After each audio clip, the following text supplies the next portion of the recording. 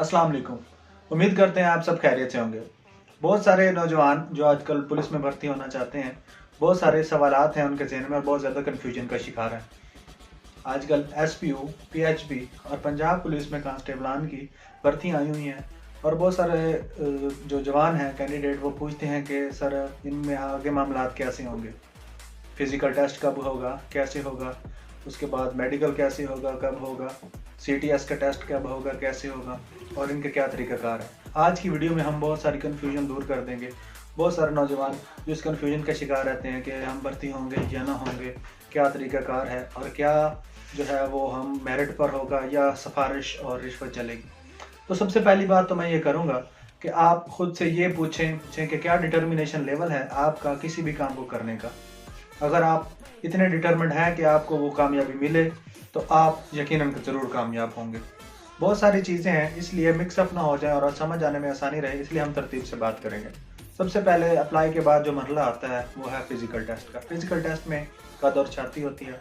जो पीएचपी है उसमें कद की जो अहलियत है वो 5 फुट और 8 इंच है, जबकि कांस्टेबल और एसपीओ में कद की जो अहलियत है वो है 5 फुट और 7 इंच।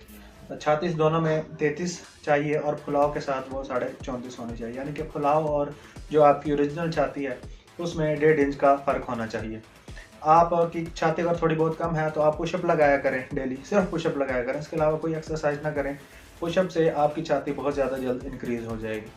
उसके बाद आप रनिंग की जो है वो अगर प्रैक्टिस करना चाहते हैं तो आप बिल्कुल हल्की रनिंग किया करें, बिल्कुल स्लो, ज़्यादा तेज़ भागने की ज़रूरत नहीं है। 7 मिनट में जो है वो 1.5 किलोमीटर जिसे हम 1 माइल कहते हैं वो तय करना होता है 7 मिनट में।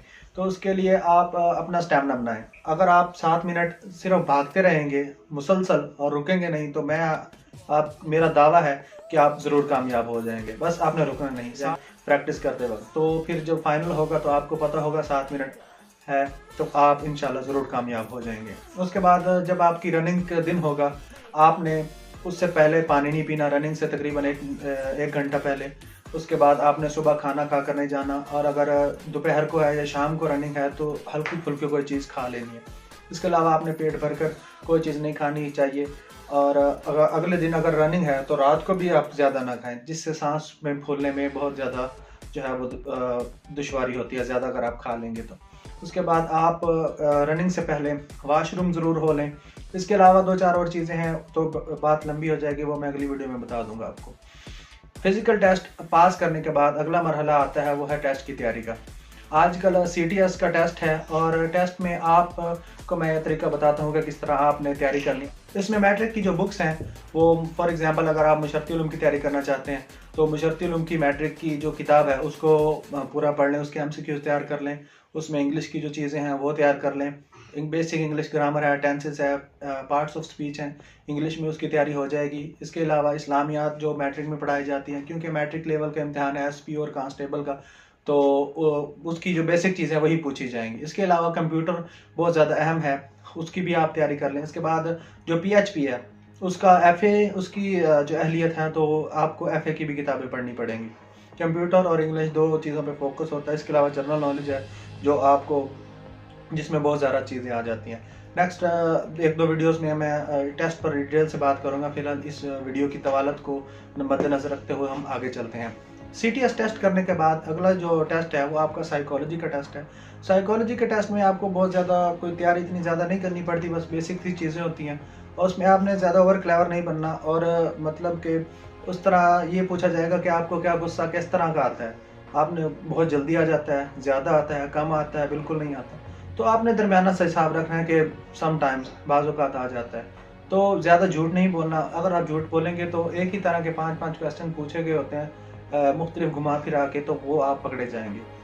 बहुत आसान है, अगर आप टू द पॉइंट रहें, जो आपका ओरिजिनल जो आपका दिल करता है वो बताएं तो इंशाल्लाह फिर जैसे आप ओरिजिनल हैं, आपकी मेंटालिटी है वैसे ही बताएं, इंशाल्लाह वो आप कामयाब हो जाएंगी।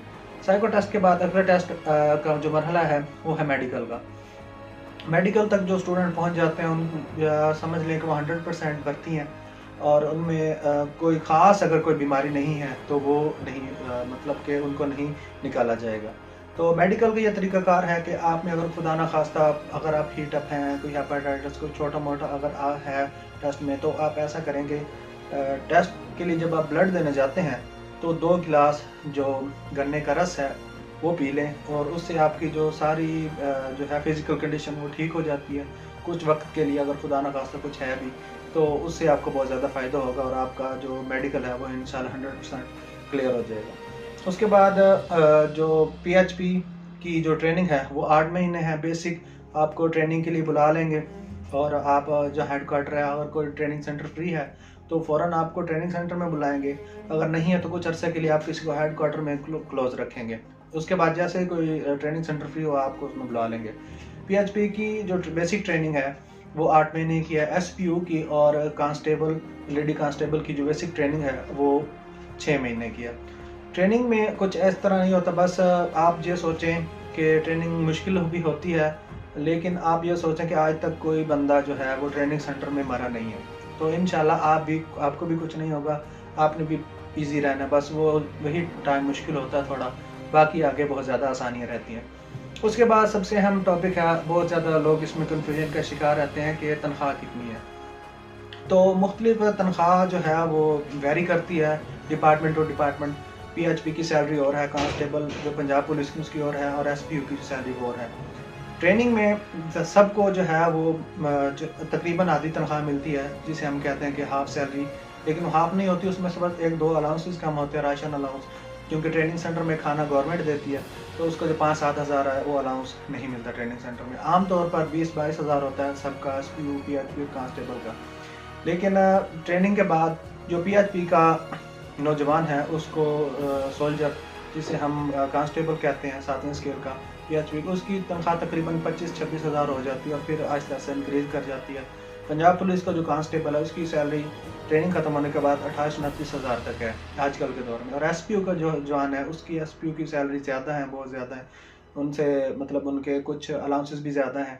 तो SPU का जो नया सोल्जर भर्ती होता है उसकी तकरीबन 35-36 हज़ार हो जाती है ट्रेनिंग ख़त्म होने के बाद। इसके अलावा अगर आपके कोई क्वेश्चन हैं, बहुत सारे लोग क्वेश्चन हैं और कोई सही रहनुमाई भी नहीं करता, तो आप क्वेश्चन जो है वो बता दें कमेंट में, तो इंशाल्लाह हम जो भी आपके हैं वो अगली नेक्स्ट वीडियो में हम बता देंगे। इसके अलावा लाइव आऊँगा मैं इंशाल्लाह तकरीबन 1-2 दिन में, जैसे ही मतलब इनफ कैंडिडेट्स हो जाते हैं तो मैं लाइव आऊँगा। ये सब क्लासेस और कोर्स बिल्कुल फ्री हैं, आपको जो भर्ती कराने में बहुत ज़्यादा मददगार होंगे। हम एक व्हाट्सएप ग्रुप बना रहे हैं, उसमें वो लिंक दिया जाएगा जिस पे आप लाइव आ सकते हैं, तो वो ग्रुप ज्वाइन करें, उसमें बहुत ज़्यादा आपको हेल्पफुल मटेरियल भी मिलेगा, और इसके अलावा उसमें लाइव आने का लिंक भी आपको मिल जाएगा, और यह टाइम टेबल भी बता दिया जाएगा। उस ग्रुप को ज्वाइन करने के लिए आप वीडियो को लाइक करके चैनल को सब्सक्राइब करें, ताकि नेक्स्ट वीडियोज़ का नोटिफिकेशन आपको मिलता रहे, और अपना जो नंबर है व्हाट्सएप नंबर वो कमेंट में बता दें। तो इंशाल्लाह जो है वो बहुत जल्द रिस्पांस आपको मिलेगा। और अपना ख्याल रखिए, अपनी नमाज़ें पढ़ें, जितनी हो सकती है माँ बाप के पास ज़्यादा टाइम गुजारें, क्योंकि फिर भर्ती होने के बाद इतना टाइम नहीं मिलता कि बंदा जो है घर वालों को फिर बहुत ज़्यादा याद करता है। अपना और अपने प्यारों का बहुत सारा ख्याल रखें और डिटर्मिनेंट रहें, इंशाल्लाह अल्लाह पाक कामयाब करेगा। दुआ में ख्याल रखें, इंशाल्लाह मिलते हैं नेक्स्ट वीडियो में, तब तक के लिए अल्लाह हाफ़िज़।